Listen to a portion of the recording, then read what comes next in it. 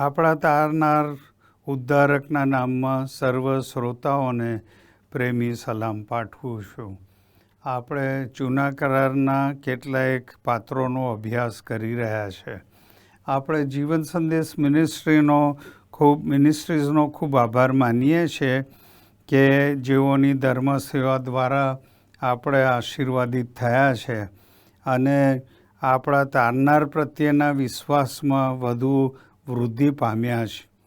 તેમની યુટ્યુબ મારફતે આપણે બાઇબલનો અભ્યાસ કરીએ છીએ અને આજે આપણે જૂના કરારના આ પાત્રનું મનન કરીશું અને તે મનાસાનું પાત્ર છે. તેનું શીર્ષક આપણે આપીએ છીએ મનાસા જૂના કરારનો ઉડાવ દીકરો. અને આ શીર્ષક સાથે આપણે આ વચનો પસંદ કર્યા છે. ચાવીરૂપ કલમ એ બીજો કાળવૃત્તાંતનું પુસ્તક 33મો અધ્યાય 1-13 કલમો આપણે પસંદ કરી છે. હવે જો તમે જુઓ તો કેટલીક કલમો હું વાંચીશ.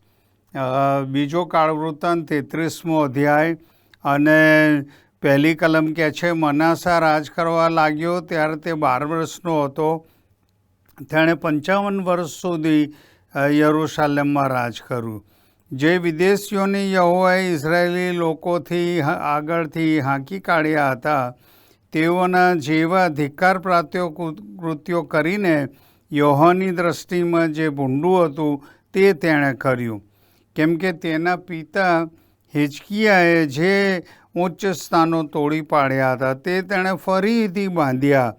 વળી તેણે બાલીમને માટે વેદીઓ ઊભી કરી અને આશેરોત મૂર્તિઓની આગળ તથા આકાશના તારામંડળને તથા ભજીને તેઓની સેવા કરી. યરૂશાલેમમાંના જે મંદિર વિશે યહોવાએ જે કહ્યું હતું કે તેમાં મારું નામ કાયમ રહેશે તે જ મંદિરમાં તેણે વેદીઓ બાંધી. તેણે આકાશના તારામંડળને માટે યહોવાના મંદિરના બંને ચોકમાં વેદીઓ બાંધી. વળી તેણે હિન્નોમ પુત્રોની ખીણમાં પોતાના છોકરાનું અગ્નિમાં બલિદાન આપ્યું. સુકન જોવડાવ્યા, જાદુ મંત્રનો ઉપયોગ કર્યો ને ભૂવા તથા જાદીગરીની સાથે વ્યવહાર રાખ્યો. આ પ્રમાણે યહોવાની દૃષ્ટિમાં ભૂંડું કરીને તેણે પોતાના ઉપર તેનો કોપ વળી લીધો.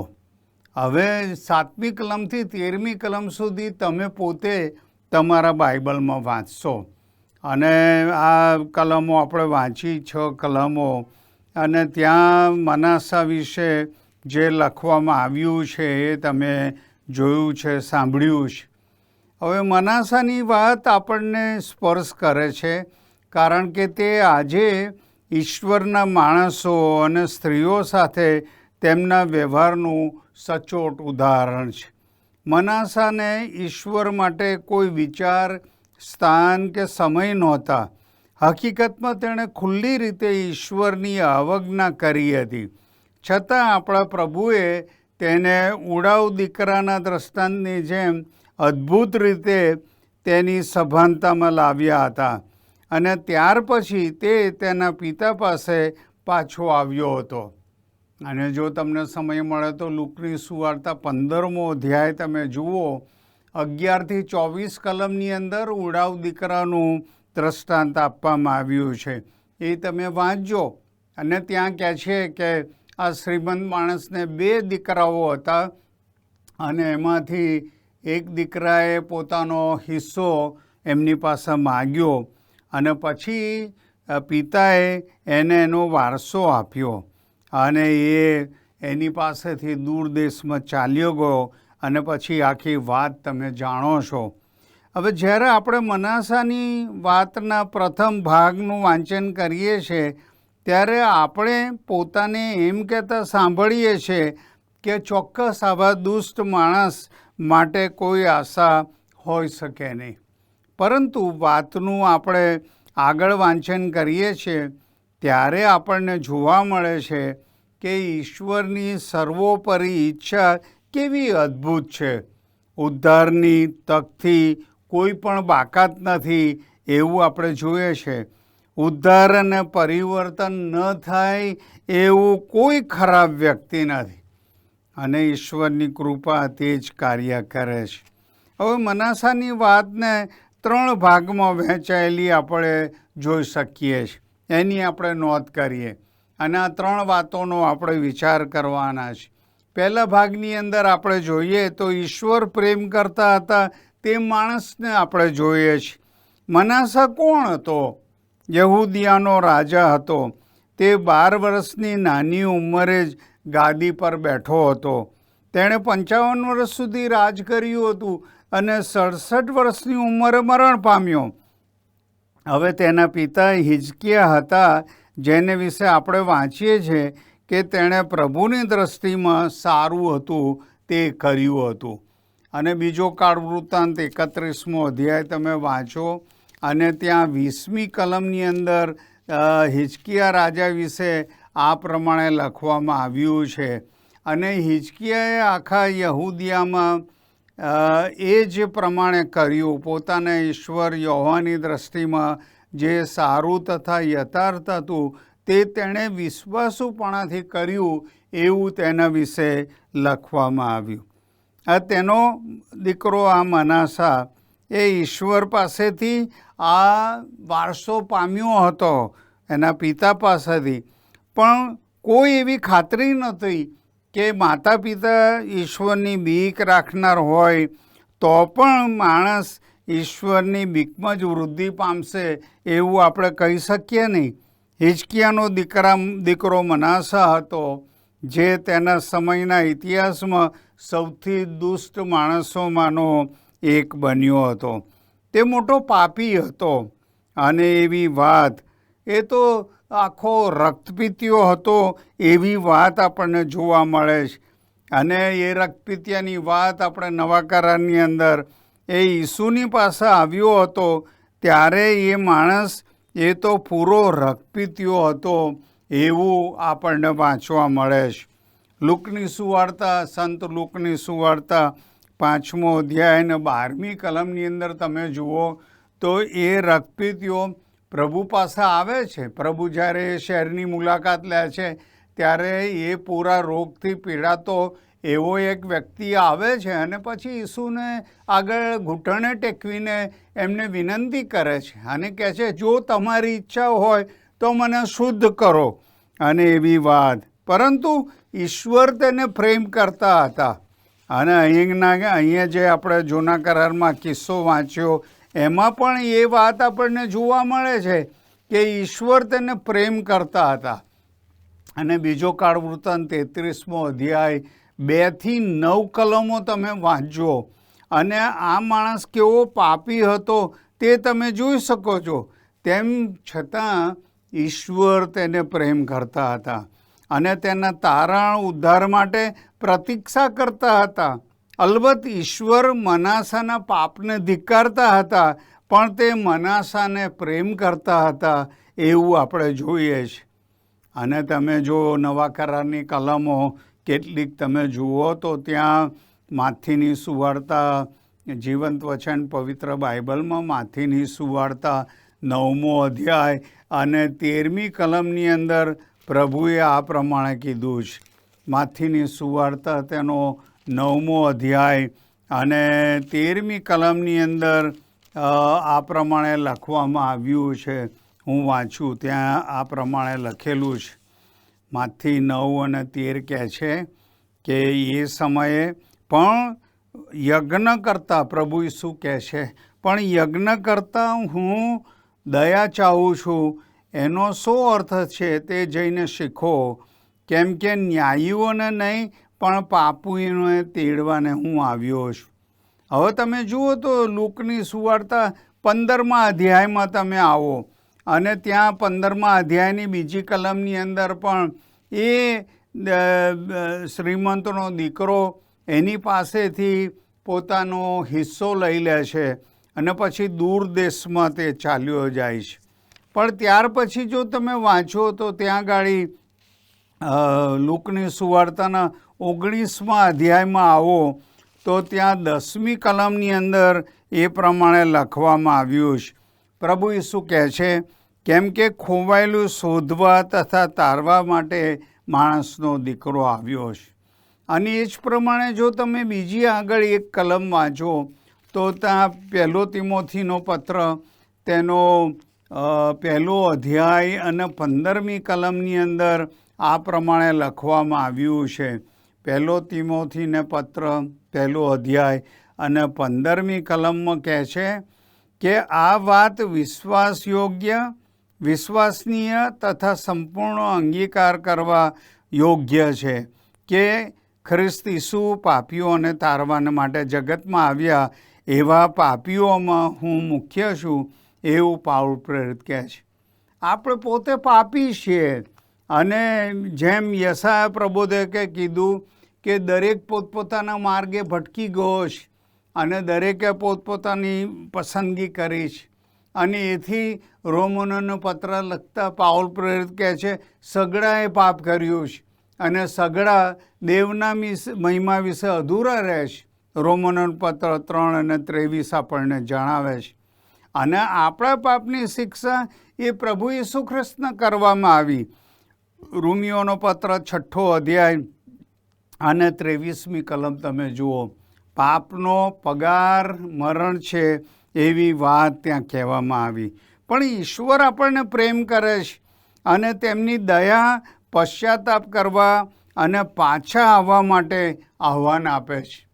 પેલું જૂના કરારની એક કલમ તમે જાણો છો, યશાયા પ્રબોધકે કહ્યું હતું, યશાયા 1 અને 18 કહે છે કે જો તમારા પાપ લાલ વસ્ત્રના જેવા હોય, પ્રભુ કહે છે, યહોવા કહે છે મારી પાસે આવો અને હું જો તમારા પાપ લાલ વસ્ત્રના જેવા હોય તો પણ તે હિમ સરખા શ્વેત થશે. અને પછી આગળ કહે છે જો કિરમત જેવા રાતા હોય તો પણ તે ઊન સરખા શ્વેત થશે. અને ત્યાર પછી જો યશાયા પ્રબોધકનું પુસ્તક તમે જુઓ ને તો ત્યાં 55મા અધ્યાયની અંદર આ પ્રમાણે આગળ લખવામાં આવ્યું છે. અને ત્યાં કહેવામાં આવ્યું, 6ઠ્ઠી અને 7મી કલમ હું વાંચું છું, ત્યાં કહે છે કે યહોવા મળે છે એટલામાં તેમને શોધો, તે પાસે છે એટલામાં તેમને હાંક મારો. દુષ્ટ માણસ પોતાનો માર્ગ છોડે ને અધર્મી માણસ પોતાના વિચારો તજી દે અને યહોવા પાસે તે પાછો આવે તો તે તેના પર કૃપા કરશે અને આપણા ઈશ્વર પાસે આવે કેમ કે તે સંપૂર્ણ ક્ષમા કરશે. હવે અહીંયા ઈશ્વર પ્રેમ કરે છે અને એ વાત આપણને કહેવામાં આવી. ઈશ્વર આપણને પશ્ચાતાપ કરવાને માટે પાછા બોલાવે છે અને એથી કરીને એ આહ્વાન આપે છે. ઈશ્વરે તમે જુઓ તો મનાસા સાથે વાત કરી હતી. 13મી કલમ 10મી કલમ તમે વાંચો અને ત્યાં કહે છે કે ઈશ્વરે મનાસાની સાથે વાતચીત કરી હતી અને યહોવાએ મનાસાને તથા તેના લોકોને ચેતવ્યા હતા. હવે તમે જુઓ તો ઈશ્વર પ્રેમ કરે છે અને કરતા હતા તે તેની સાબિતી આપે છે અને તેની સુખાકારીમાં ઈશ્વરને રસ હતો. જો પ્રભુ તેને પ્રેમ કરતા ન હોત તો તેને એકલો મૂકી દેત. ઈશ્વરે શું કર્યું? અને આ વાત આપણને વાતના બીજા ભાગ તરફ દોરી જાય છે. ઈશ્વરે ઉપયોગમાં લીધેલી પદ્ધતિનો વિચાર કરવા આપણને દોરી જાય છે. ઈશ્વર મનસાને પ્રેમ કરતા હતા એટલે તેને કાઢી મૂક્યો નહીં, પણ 3 વસ્તુઓ એના માટે કરી. કઈ? પહેલી વાત, તેમણે તેને વિલાસ અને મોજ મજા કરવા દીધી જેથી તે પોતાના અંત સુધી આવી પહોંચે. અને આવી જ વાત ઉડાવ દીકરાના સંબંધમાં પણ થઈ હતી. પિતાએ તેના દીકરાને ઘર છોડવાની એની ઈચ્છાને રદ કરી નહોતી. તેમણે તેને જવા દીધો હતો જેથી તે પોતાના માર્ગે જાય અને પોતે શોધી કાઢે કે પાપનું જે ખાલીપણું છે એ કેવું છે એ જોવાને માટે એમણે તેને જવા દીધો. અને આપણે વાંચતા નથી પણ તમે લુકની સુવાર્તા 15મો અધ્યાય 12 અને 13મી કલમ જોશો તો ત્યાં એ વાત લખવામાં આવી છે. આ પહેલી વાત, એને મોજ મજા કરવા દીધી અને પોતાના અંત સુધી તે આવી પહોંચે એ માટે તેને જવા દીધો.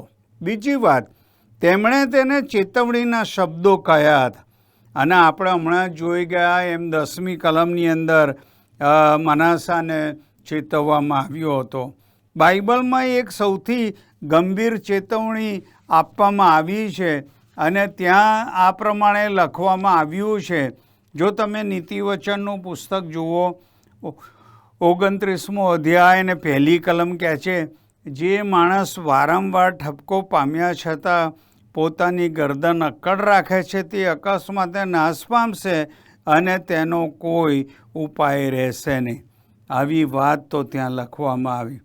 તમે શું એ હકીકતને જોઈ શકતા નથી કે ઈશ્વર જ્યારે ઠપકો આપે છે ત્યારે તે સાબિતી આપે છે કે તે આપણને પ્રેમ કરે છે, આપણી કાળજી રાખે છે. અને એ વાત તો ઈશ્વરના ઠપકાની અંદર ચેતવણીમાં જોવા મળે છે. અને મનાસાના કિસ્સામાં પણ આ સત્ય વાત આપણને જોવા મળે છે. અને ત્રીજી વાત આપણને જોવા મળે તે તો આ છે કે તેમણે તેને પીડિત કર્યો હતો. એટલે હા, ઈશ્વરે તે કર્યું હતું માણસની ભલાઈને માટે. અને કલમ 11 તરફ તમે વાંચો તો ત્યાં 11મી કલમની અંદર લખવામાં આવ્યું, તેથી તેઓની વિરુદ્ધ યહોવા આસુરના રાજાના સેનાપતિઓને લાવ્યા અને તેઓ મનાસાને સાંકળોથી જકડી લઈને તથા બેડીઓ પહેરાવીને બાબિલ લઈ ગયા, એવું લખવામાં આવ્યું. અને એ જ વાત આપણને ઉડાવ દીકરાના સંબંધમાં પણ જોવા મળે છે. અને તમે લૂકની સુવાર્તા 15મો અધ્યાય 14થી 16 કલમ એની સાથે સરખાવશો તો આપણને જોવા મળે છે દેશમાં પછી દુકાળ પડ્યો અને પછી એને ભૂંડો ચારવાની પરિસ્થિતિ ઊભી થઈ. ભૂંડો જે ખાતા હતા એ એણે ખાવું પડ્યું અને ત્યાર પછી એને વિચાર આવ્યો. હવે તમે જુઓ તો તે સખત કાર્યવાહી હતી, પરંતુ તે બધું જ તેને સભાન કરવા તરફ દોરી જવાના હેતુ સાથે થયું હતું. ઈશ્વર જે કરી રહ્યા હતા તે વિશે ઈશ્વર તો જાણતા હતા. જેમ આપણે એમની વાત આપણે જોઈએ તો તાર્સસના સાઉલને તેમણે કર્યું હતું. અને તમને સમય મળે તો પ્રેરિતોનું કૃત્ય 9મો અધ્યાય તમે વાંચજો. અને ત્યાં એ ખ્રિસ્તીઓની સતાવણી કરવા જતો હતો, જવા દીધો, પણ માર્ગમાં એ આકાશમાં એ પ્રકાશ દેખાયો અને એ ત્યાં રસ્તા પર પડી ગયો. અને ત્યાં ગાડી એણે પ્રભુએ એને પૂછ્યું, સાઉલ સાઉલ તું મને કેમ સતાવે છે? અને આજે ઈશ્વર સ્ત્રી અને પુરુષો પર ભારે મુશ્કેલીઓ આવવા દેશે કે જેથી તેઓ દિન પ્રતિદિન તેના વિના ઈશ્વર જીવનની વ્યર્થતા છે એવું તેઓ નિહાળી શકે. અને એથી આ વાત આપણને ત્રીજા ભાગ તરફ દોરી જાય છે. અને એ આ છે કે ઈશ્વરે કેવો ચમત્કાર કર્યો. તો પછી પ્રશ્ન થાય, શું ચમત્કાર કર્યો? ખરેખર ચમત્કાર હતો. અને 12મી અને 13મી કલમ તમે જુઓ તો ત્યાં લખવામાં આવ્યું છે, તે સંકટમાં આવી પડ્યો ત્યારે તેણે પોતાના ઈશ્વર યહોવાના કાલાવાલા કર્યા અને પોતાના પિતૃઓની ઈશ્વરની આગળ તે અતિશય દીન થઈ ગયો. અને તેણે એવી પ્રાર્થના કરી, તારી યહોવાએ તેની આજીજી માન્ય કરીને તેની વિનંતી સાંભળી અને તેને યરૂશાલેમ તેના રાજ્યમાં પાછો લાવ્યા. આથી મનાસાએ જાણ્યું કે યહોવા તે જ ઈશ્વર છે. હવે અહીં તમે શું જોઈ શકો છો કે અહીં ગાડી કેવો ચમત્કાર પ્રભુએ કર્યો. અને અહીં આ એક ચમત્કાર આપણને જોવા મળે છે. અને એનો આ વિચાર કરો, આપણા અધ્યાયમાં આપણે અગાઉ જે માણસ વિશે વાંચ્યું, હવે તેણે ઈશ્વરને શોધ્યા હતા, પ્રભુની આગળ તે નમ્ર થયો હતો, તેમની પ્રાર્થના કરી હતી અને અદ્ભુત રીતે પુનઃસ્થાપન અને બદલાણનો અનુભવ કર્યો હતો. અને આ બિલકુલ બરાબર હતું. નવા કરારની ભાષામાં તમે જાણો તો 2 કોરિન્થી 5 અને 17 કહે છે, પણ જેવો ઈસુ ખ્રિસ્તમાં છે તેવો નવી ઉત્પત્તિ છે, જૂનું હતું એ બધું જતું રહ્યું છે. અને એની એ સરખામણી તમે લૂકની સુવાર્તાના 15મા અધ્યાયમાં 20થી 24મી કલમમાં કરી શકો. હવે જો આગળ વધીએ તો મનાસાની વાત આપણને જ્હોન બનિયનની સાક્ષીની યાદ અપાવે છે. એક દિવસ જ્હોન બનિયન સમ ખાતો હતો, દુર્ભાષણ કરતો હતો અને ઈશ્વર વિનાનો તેણે એમ કહેતી વાણી સાંભળી, શું તારા પાપનો ત્યાગ કરશે અને સ્વર્ગમાં જશે, અથવા તારા પાપ તારી સાથે રાખ અને નર્કમાં જશે? અને અહીં ગાડી આવો પ્રશ્ન પ્રભુએ એને પૂછ્યો હતો. પણ મનાસાની જેમ જ્હોન બનિયને તેના પાપોનો ત્યાગ કર્યો અને પ્રભુનો પ્રખર સેવક બન્યો હતો. પરંતુ પ્રભુ દ્વારા તેને પૂછવામાં આવેલા પ્રશ્નને તમે ધ્યાનમાં લો. શું તારા પાપ તારી સાથે રાખશે અને નર્કમાં જશે, કે પછી એનો ત્યાગ કરીને તું સ્વર્ગની અંદર જશે? અને એથી કરીને પુરુષો અને સ્ત્રીઓને બચાવવાના ઈશ્વરના માર્ગ વિશે આપણને તે શું કહે છે? અને કેટલીક વાત આપણને આ વાતમાંથી સ્પષ્ટ જોવા મળે છે. સૌથી પ્રથમ તમે જુઓ તો ઈશ્વરનો આ જે વ્યવહાર હતો એમાં તે આપણને જણાવે છે કે પાપી વ્યક્તિના તારણ અને ઉદ્ધારમાં ઈશ્વર સર્વોપરી છે. જ્હોન બનિયન ઈશ્વરથી દૂર હતા અને જ્યારે ઈશ્વર વિશે તે કશું જ વિચારતા નહોતા ત્યારે ઈશ્વરે તેમની સાથે વાત કરી હતી. મનાસા માટે પણ આ સરખું જ સત્ય હતું. ઈશ્વરે પહેલ કરી અને તેના જીવનમાં પ્રવેશ કર્યો હતો. અહીંયા તમે બીજો કાળ વૃત્તાંત 33 અને 10 ફરીથી વાંચજો અને આપણે સ્વર્ગમાંથી આ વાત આપણે સાંભળીએ છીએ વારે વારે. બાઇબલની અંદર તમે વાંચો તો ત્યાં ઉત્પત્તિના પુસ્તકમાં પહેલી વાત આપણે વાંચીએ છીએ. ઉત્પત્તિ 3 અને 9માં આદમને ઈશ્વરે આકાશમાંથી આ પ્રમાણે કહ્યું, આ પ્રમાણે વાતચીત કરતાં કહ્યું, તું ક્યાં છે? પછી જો તમે આગળ યુનાનું પુસ્તક તમે જુઓ તો યુના જ્યારે માછલીના પેટની અંદર હતો ત્યારે એને એ વાતની ભાન થયું, એ વાતનો ખ્યાલ તેને આવ્યો. અને ત્યાં એ કલમ પણ હું વાંચીશ, 2 અધ્યાય, યુનાનું પુસ્તક 2 અધ્યાય અને 9મી કલમ કહે છે, પણ હું આભાર સ્તુતિ કરીને બલિદાન આપીશ, હું મારી માનતાઓ ચડીશ અને તારણ યહોવાથી છે, એવી વાત તેણે સ્પષ્ટ અનુભવી હતી. અને નવા કરારમાં પ્રેરિતોનું કૃત્ય 9મો અધ્યાય 3 થી 5 કલમ પણ વાંચજો અને ત્યાં પણ એ વાત આપણને યાદ દેવડાવે છે. અને ત્યાં સાથે યોહાનની સુવાર્તા 6 અધ્યાય અને 44મી કલમ કે ખરેખર આપણને યાદ દેવડાવે છે કે પાપી વ્યક્તિના તારણ અને ઉદ્ધારમાં ઈશ્વર સર્વોપરી છે. ત્યાર પછી આગળ જુઓ તો તે આપણને જણાવે છે કે ઈશ્વર આપણને પશ્ચાતાપ કરવા બોલાવે છે. જ્હોન બનિયને તેના પાપનો ત્યાગ કરવાની જરૂર હતી અને પશ્ચાતાપનો અર્થ જે છે કે તે વિચારોમાં પરિવર્તન પામે અને એ વિચારોનું પરિવર્તન તેને કાર્યોમાં પરિવર્તન તરફ દોરી જાય. અને એથી બાઇબલની અંદર ઘણી બધી કલમો આપણે જોઈ શકીએ, પણ જો એક કલમ તરફ તમારું ધ્યાન દોરું તો ત્યાં 55મા અધ્યાયની 7મી કલમની અંદર આ પ્રમાણે લખવામાં આવ્યું છે.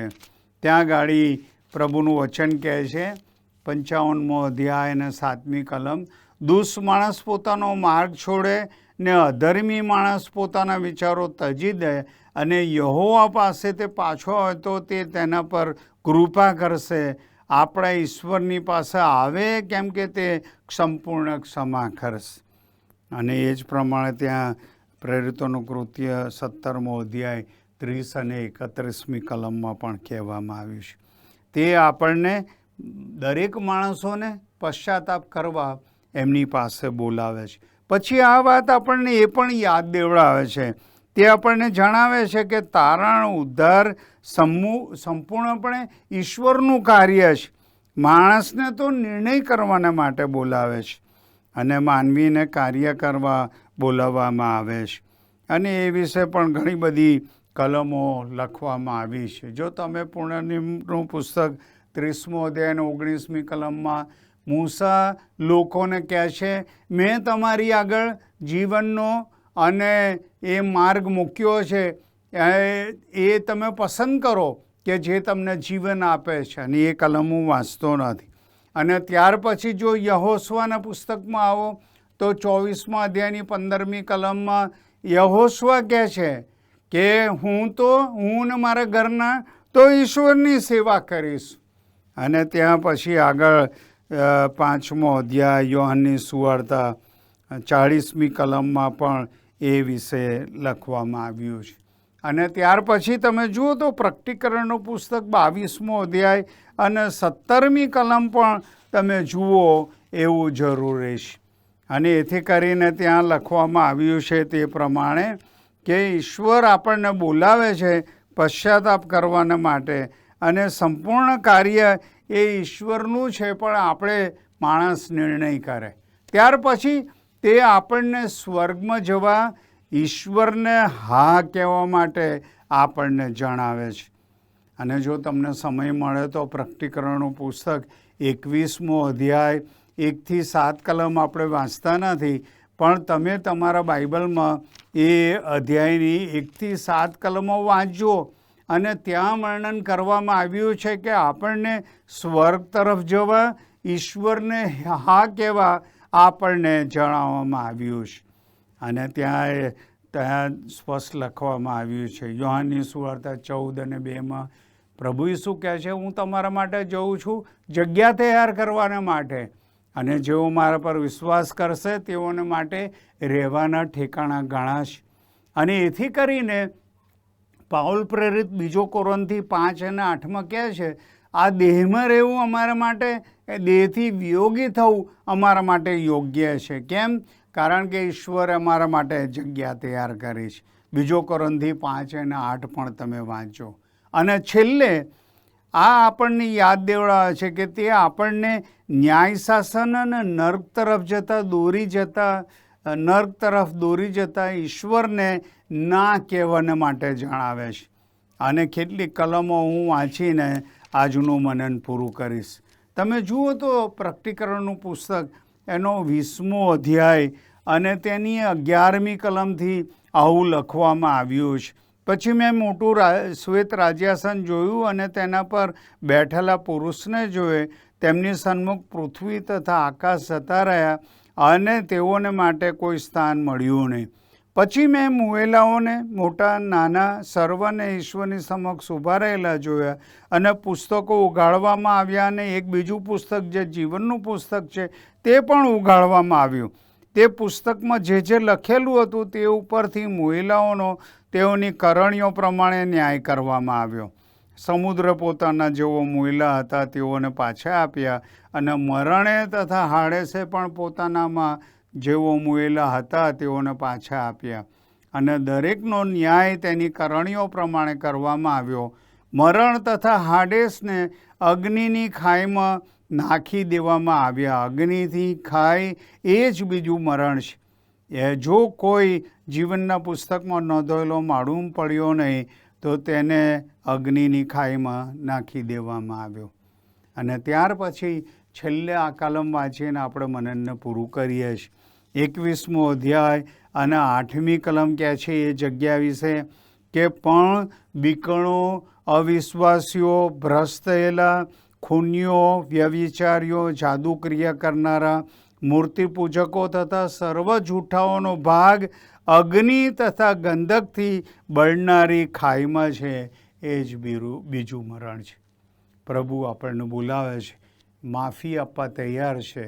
જો આપણે એની વાણી સાંભળીએ, એમની પાસે આવીએ તો એ આપણને જરૂર ક્ષમા આપી શકે તેમ છે. પ્રભુની વાણી સાંભળીએ એ જરૂરી છે. આવો પ્રાર્થના કરીએ.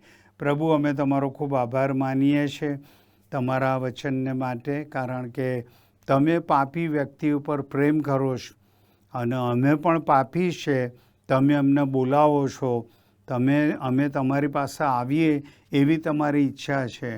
અને જો અમે તમારી વાણી સાંભળીએ અને તમારી પાસે આવીએ તો તમે સંપૂર્ણ ક્ષમા આપવાના માટે શક્તિમાન છો. અમને મદદ કરો કે અમે તમને હા કહીએ અને સ્વર્ગ તરફ પ્રયાણ કરીએ. અને નર્ક તરફ દોરી જતા રસ્તાને માટે અમે ના કહીએ, અને અમે જાણીએ છીએ તમારું વચન કહે છે કે એ બીજું મરણ છે અને અમે ત્યાં જવાની ઈચ્છા રાખતા નથી. અમારો હાથ પકડો અને તમારી પાસે નવા જીવનમાં ચાલવાને માટે આમ દરેકને મદદ કરો. તમે અમારા પર પ્રેમ કરો છો માટે અમે તમારો આભાર માનતા અમારી પ્રાર્થના પ્રભુ ઈસુના નામમાં માગીએ છીએ. આમેન.